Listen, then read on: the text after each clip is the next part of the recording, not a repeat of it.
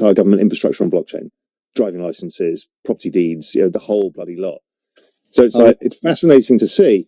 And then a lot of people say to me, well, if all of this money's coming in from the sovereigns, that may produce an outside return. And I'm thinking, well, if we're going from 3 trillion to 100 trillion, which is my estimate by just extrapolating out the trend rate of growth. XLM doesn't move like meme coins. It doesn't pump on hype alone. It moves when systems change, when rails get laid, when institutions connect, when infrastructure quietly locks into place. And right now, those rails are being finalized. Here's what most people get wrong about Stellar.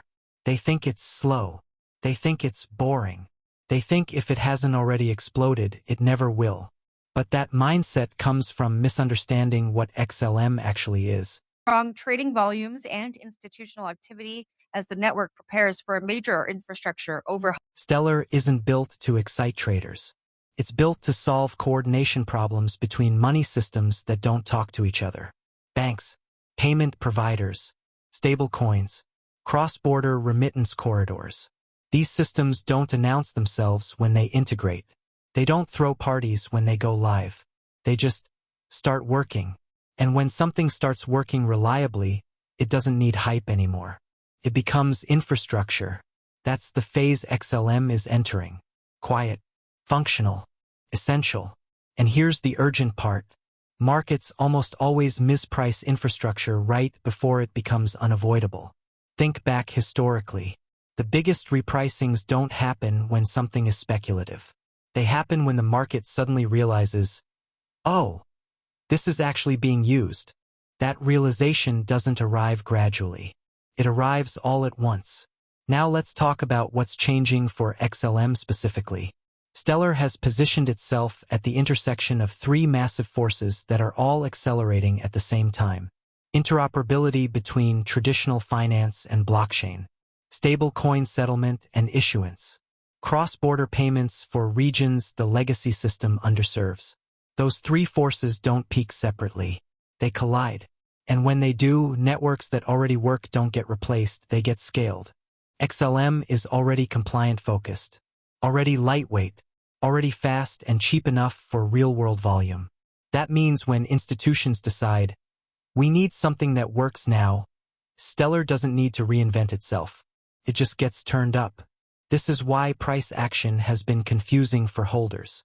You're watching development accelerate, you're seeing partnerships continue, you're noticing steady progress, but price hasn't responded the way emotion expects. That disconnect is the danger zone, because it's the phase where weak conviction leaves and strong positioning quietly accumulates. Bitcoin doesn't face this problem. Everyone understands Bitcoin. It's already priced as digital gold. XLM isn't priced as infrastructure yet. It's still priced as maybe. And markets don't stay in maybe forever. They flip. What makes this moment urgent isn't a countdown timer. It's the asymmetry. Downside risk is known. Upside repricing is not. Once Stellar's role in payments, stablecoins, and cross-network settlement becomes obvious, the conversation changes overnight. Not gradually. Overnight. Suddenly people stop asking, why does XLM exist? And start asking, why didn't I take it seriously earlier? This is not a prediction. It's a pattern. And patterns repeat because human behavior doesn't change. Right now, XLM holders are sitting in that uncomfortable early-middle stage. Too developed to be ignored forever. Too quiet to attract hype chasers. That's why this message matters. Not to scare you. Not to promise moonshots. But to anchor you in reality. If you're holding XLM, you're not betting on excitement. You're betting on systems needing to work. And systems don't care about price predictions. They care about reliability. That's what Stellar has been building for years. The question isn't whether XLM is useful. The question is whether the market has fully accepted how necessary that usefulness is about to become. And history suggests that realization comes late. Very late. The truth is, institutions don't move the way retail expects them to. They don't chase price. They don't FOMO into momentum. They build quietly, test carefully, and scale only when systems prove they can handle real-world pressure. And Stellar has been passing those tests. Let's talk about payment networks first, because this is where XLM's advantage becomes obvious once you stop looking at charts and start looking at behavior. Cross-border payments are broken. Everyone knows this. Slow settlement, high fees, multiple intermediaries skimming value at every step. Banks and fintech companies don't argue about whether this is a problem anymore. They argue about which rails are safe enough to replace parts of the system. That's where Stellar keeps showing up. Not as a flashy solution, not as a revolutionary promise, but as a working settlement layer that doesn't cause compliance nightmares. That matters more than speed, more than decentralization slogans, more than influencer hype. When a financial institution integrates a system, they're not asking, will this pump the token? They're asking, will this break under volume? Will regulators tolerate this? Can this run for years without drama? Stellar was designed with those questions in mind. Now add stablecoins to the picture. Stablecoins are quietly becoming the most important crypto product in the world. Not Bitcoin, not NFTs, stablecoins. Why? Because they move value without volatility. Governments are watching them. Banks are integrating them. Payment providers are building around them. And stablecoins need rails. They don't just float in the air. They need settlement layers that are cheap, fast, compliant, and interoperable with traditional finance. Stellar fits that role almost too well, which is why it doesn't get talked about in hype cycles. Because boring infrastructure doesn't trend. But here's what XLM holders need to understand urgently. When stablecoin usage scales, the rails underneath scale with it. More settlement, more transactions, more demand for the network. And that demand doesn't come from traders. Comes from usage. Usage doesn't announce itself. Compounds quietly. Another layer most people ignore is regional adoption. Stellar isn't obsessed with winning the loudest markets first. It's embedding itself where traditional finance is weakest. Remittances, underbanked regions, emerging markets where mobile payments leapfrog old banking systems. These are not small markets. They're massive, just invisible to Western crypto discourse. When someone sends money across borders using Stellar-powered rails, they don't tweet about it. They just receive money faster and cheaper. Multiply that by millions. Now think about interoperability. The future of finance isn't one chain ruling them all. It's many systems needing to talk to each other. CBDCs, stablecoins, bank ledgers, private settlement systems. Stellar was built for this exact environment. It doesn't demand dominance. It facilitates connection. And in infrastructure, connectors are often more valuable than kings. This is why institutional interest in Stellar doesn't show up as sudden price explosions.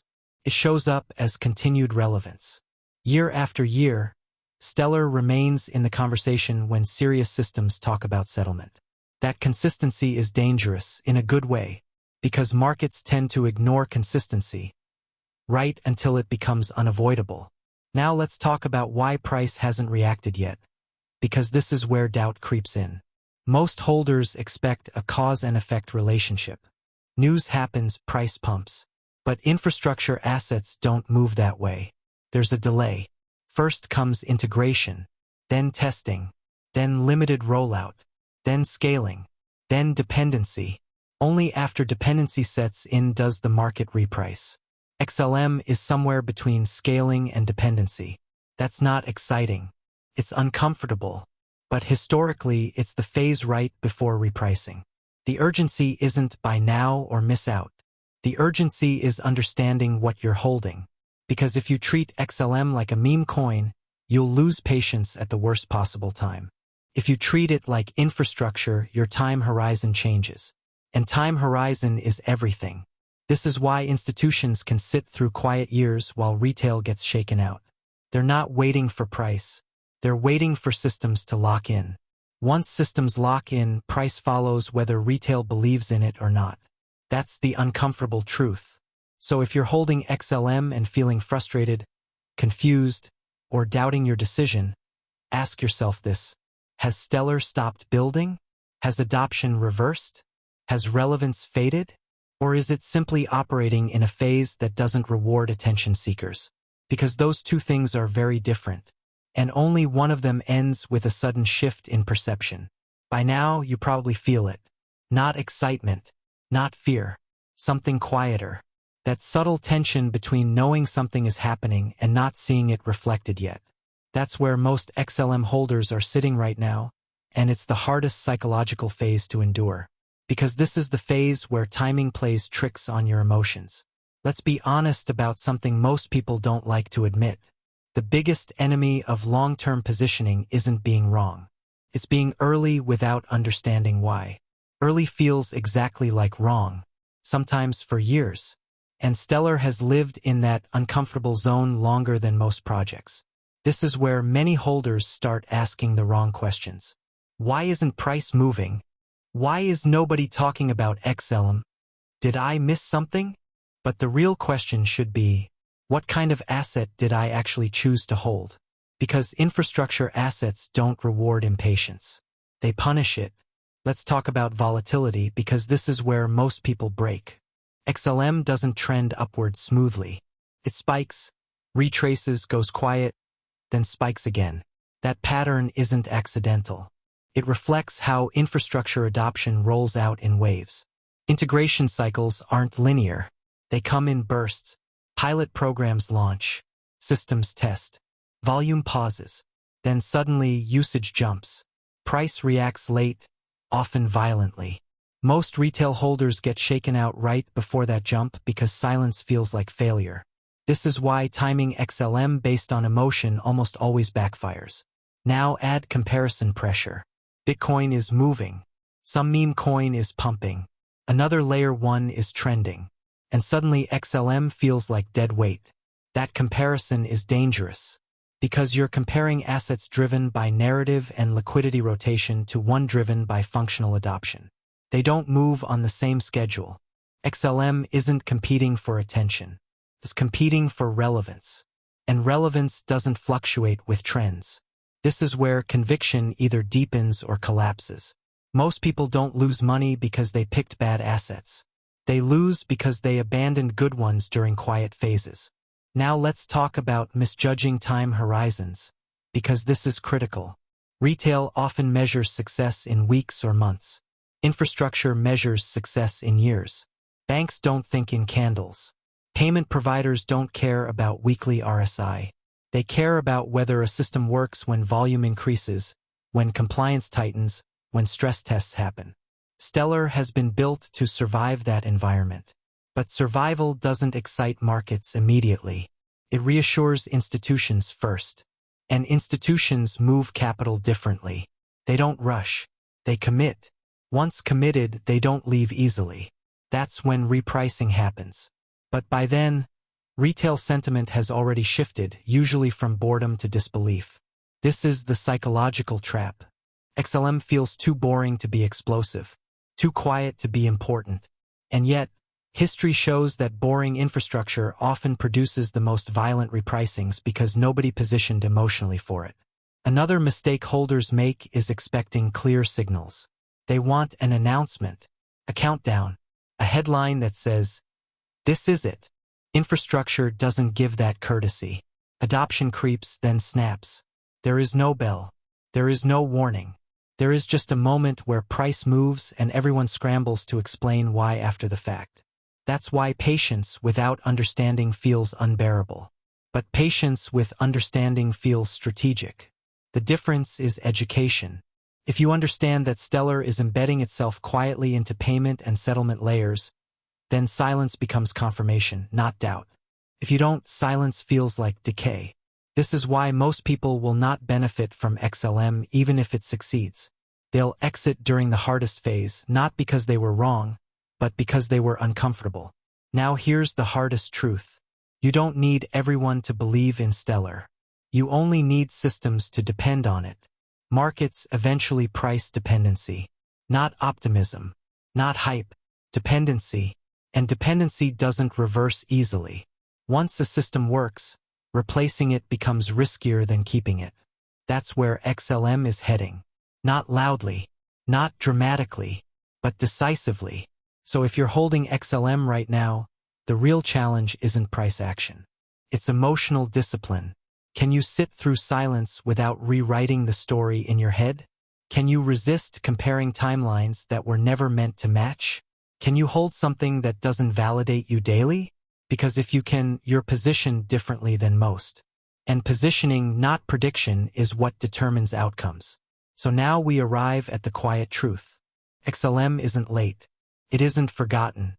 And it isn't broken.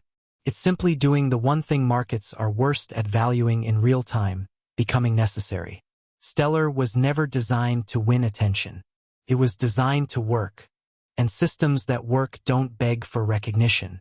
They get integrated, relied on, and eventually priced correctly. That's what most holders struggle with.